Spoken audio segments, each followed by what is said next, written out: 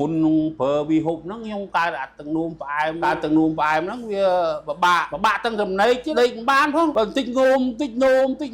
ប្រគុណមកពីប្រគុណចូលកតុបចេញពីបន្ទប់ទៅប្រគុណតែពីរហ្នឹងមានភារកិច្ចតែពីរហ្នឹងបើនិយាយពីបាតដៃបាតជើងក្តៅក្រហល់កាហាយក្តៅជួនកាលខ្ញុំរៀបទឹករៀបអីហ្នឹងជួនកាលយកកសែងនេះមកជលក់ទៅរុំដៃវាក្តៅខ្ញុំនៅភូមិព្រៃលវាលឃុំពញាលឺស្រុកពញាលឺខេត្តកណ្ដាលខ្ញុំអាយុ60ជាងហើយ63ហើយអញ្ចឹងមុនលពូនឹងប្រើជាមួយនឹងផលិតផលធម្មជាតិវាហូបលពូមានអាការៈបែបម៉េចដែរបាទខ្ញុំមុននឹងប្រើហ្នឹងអាការៈដៃវាឈឺរបស់ខ្ញុំហ្នឹងវាក្តៅបាតជើងបាតដៃក្តៅទាំងបើនិយាយរួមចាក់ឈិបពេញខ្លួនហ្មង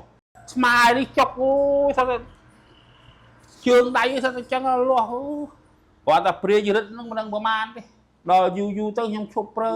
ជិលប្រើចុះលពូចាក់ហ្នឹងវាចាក់ប្រចាំថ្ងៃតែម្ដងលពូណាជារៀងរាល់ម៉ោងតែហ្មងមិនមែនរាល់ថ្ងៃទេរាល់ម៉ោងតែរាល់ម៉ោងតែហ្មងមិន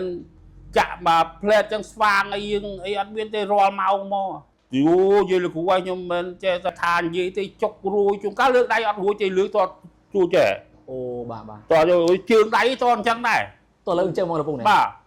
មិនចេះតែទៅភុលឥឡូវទេឥឡូវនេះវាជាបាន80អី90%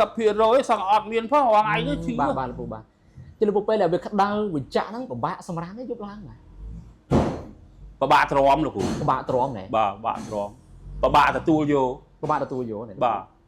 ដល់មែនតើប្រើប្រពន្ធកោគក់ច្បាច់ឯប្រពន្ធមែនតើគេច្បាច់គក់បាច់ឲ្យយកកាលគក់នឹងលក់នឹងអាគ្នាគក់នោះទេអូបាទអញ្ចឹងនេះមិនជួយច្បាច់ជួយគក់ដែរបាទអូពិបាកពេកនេះលពូនេះបាទលោកគ្រូអើយបាទខ្ញុំ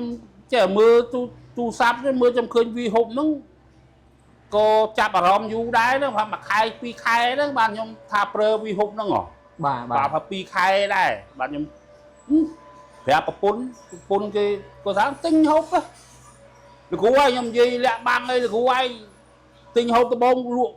កវល់ប្រពន្ធទេអូបាទលក់កវល់ប្រពន្ធទេលពូនេះកវល់ប្រពន្ធទេអូបាទសុខសម្រាប់ចិត្តថាទិញញ៉ាំគឺលក់កវល់តែម្ដងណែគិតថាបើខ្លួនជាទៅវាចេះថាវាគ្រាន់បើជាអ្នកដឹកដៃចូលប្រគុណបាទគិតអញ្ចឹងទេលក់មាសទៅទិញទេដំបងអញ្ចឹងដំបងយកញ៉ាំមួយឈុតណាបាទបន្ទាប់មកប្រាប់ប្រពន្ធតែឯងអញផឹកអាហ្នឹងដូចស្រួលអាជាតិថ្នាំហ្នឹងវាជ្រាបលោកគ្រូបាទក៏ប្រាប់ប្រពន្ធថាអញបែបត្រូវទៅឯងបែបត្រូវវាហូបហ្នឹងហ្នឹងទៅបាទលោកបាទក៏និយាយប្រាប់កូនប្រាប់អីទៅកូនគេទិញឲ្យមួយឈុតមកអូកូនជួយទិញឲ្យទៀតណាបាទកូនគេទិញឲ្យមួយឈុតបាទទិញហ្នឹងផឹកទៅបើតោសងៃហ្នឹងវាទៅជាអាការៈរបស់ខ្ញុំហ្នឹងវាទៅជារឿងធម្មតាទេបាទលោកដូចយើងមិនដូចថាដូចអ្នកអត់ឈឺអញ្ចឹងអ្នកអត់ឈឺអញ្ចឹងព្រោះអាការទ្រុឌទ្រោមបន្តិចបន្តួចហ្នឹងវាដូចជាជំងឺយើងចាស់ទេបាទទេលោកពូលោកគ្រូសុំដឹងលំអិតតិចបាននេះនៅពេលលោកពូធូកន្លែងណាជាងគេដែរលោកពូថាពិបាកឈឺចាក់ហ្នឹងបាទធូជាងគេគឺធូអត់ចាក់ដៃចាក់ជើងបាទអត់ចុកអត់រយទៅប៉ុណ្ណឹងបាទហើយអត់សូវនោមដែរបាទហ្នឹងធូមុនគេហ្មងណាបាទធូជាងគេអត់នោមហ្មងគាត់បានដីខ្លះបាទពេលបើលើកមុនវិញខ្ញុំប្រាប់លោកគ្រូអញ្ចឹងទៅប្រគុណមកពីប្រគុណឈឺទៀត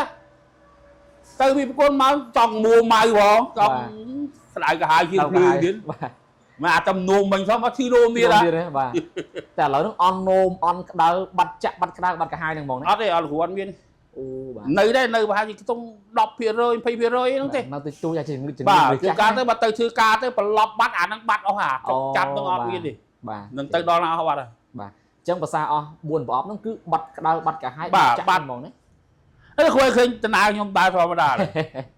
កុំទៅលោកគ្រូមកហ្នឹងខ្ញុំមកកើតអត់ទលីកើតអូឲ្យធ្វើការមកទៀតណាបាទទៅលោកគ្រូជីសាផ្លូវស្រោមនេះឃើញភូមិកើតមួយបាទកុំឲ្យទៅហ្នឹងស្ដាប់ទៀតហើយអូបាទ